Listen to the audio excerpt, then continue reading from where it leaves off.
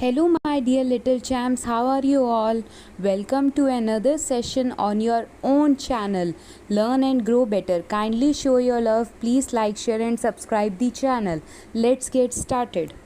So, today's topic for class is sea breeze and land breeze.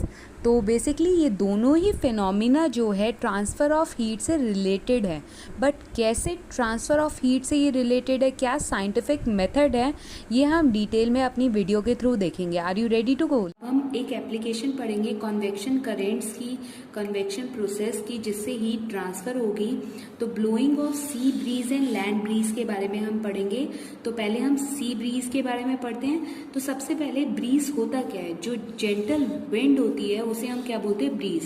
ये आपको ध्यान रखना है. जैसे हम हवा बोलते हैं तो उसे ब्रीज कहते हैं. The people living in coastal areas, coastal areas मतलब जहाँ पर सी होती है, बहुत ज़्यादा पानी होता है, तो उस एरिया को हम कोस्टल एरियाज बोलते हैं.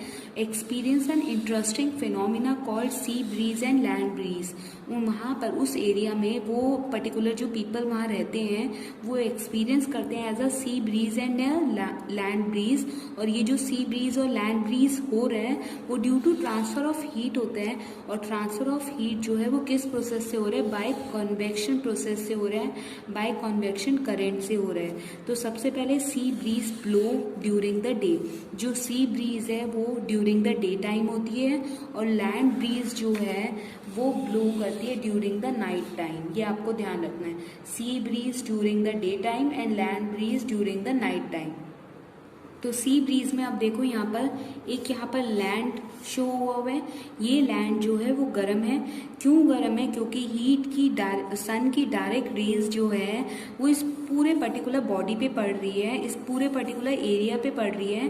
पर जो लैंड है, लैंड के मॉलिक्यूल्स जो हैं वो जल्दी गर्म हो जाते हैं. तो जो एरिया है, ये सरफेस है, वो जल्दी गर्म हो जाएगा, पर पानी को गर्म होने में टाइम लगता है. इसके पीछे भी एक साइंटिफिक लॉजिक है जो आप नेक्स्ट क्लास में पढ़ोगे. तो अभी के लिए आपको इतना ध्यान रखना है, जो लैंड वाला एरिया है वो जल्दी गर्म होता है as compare to sea area. तो क्या होगा?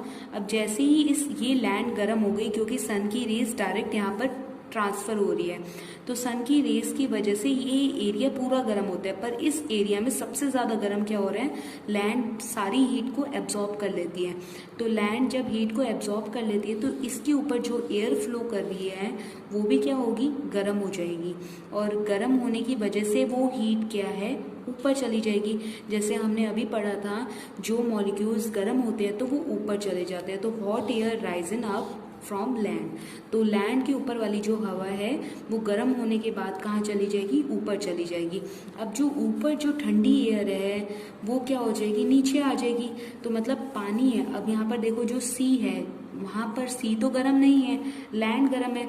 और इस सी के ऊपर जो एयर के मॉलिक्यूल्स हैं वो क्या हैं? ठंडे हैं, क्योंकि सी जो है वो ठंडी है. सी ठंडी है तो इसके ऊपर की भी एयर क्या है? हमारी ठंडी है.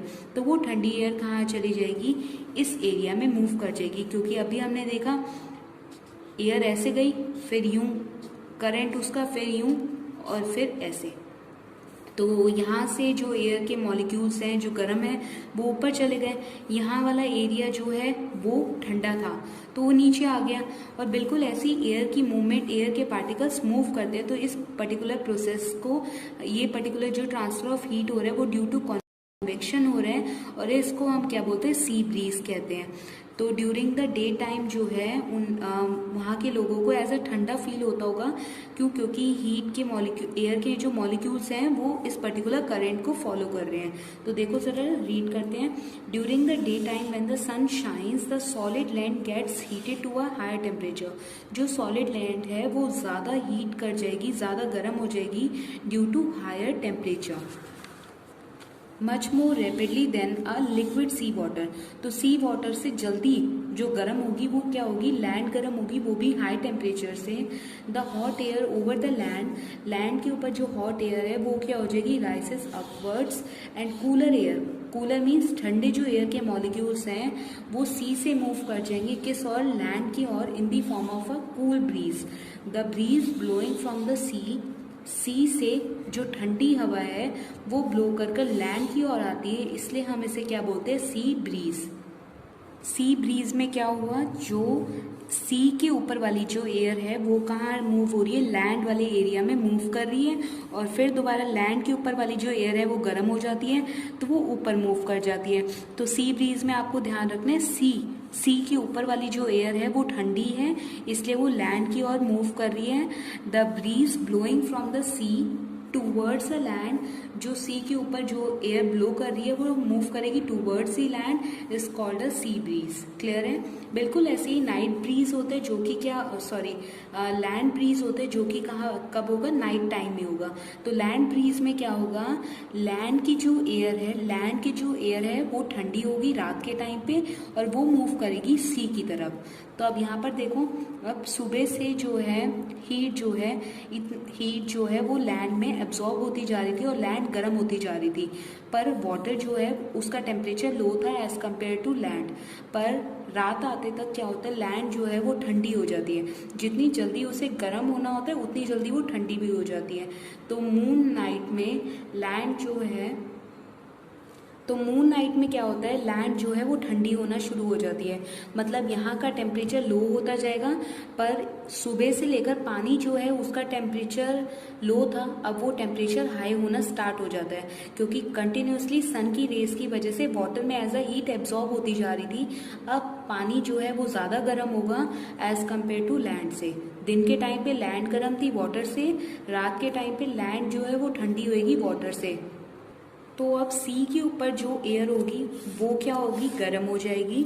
तो सी के ऊपर के एयर के मॉलिक्यूल जैसे ही गर्म होंगे तो वो क्या हो जाएंगे, ऊपर चले जाएंगे, और क्या होगा, फिर वो ऊपर चलकर ऐसी करंट फ्लो होगा, और जो लैंड के ऊपर की जो एयर है वो क्या है, ठंडी है।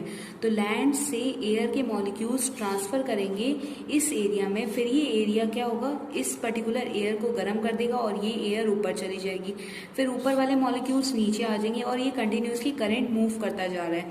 तो यहाँ पर ध्यान रखना है, लैंड की जो एयर है वो ठंडी है, तो जिसकी वजह से कूल एयर ट्रांसफर होगी फ्रॉम लैंड टू सी।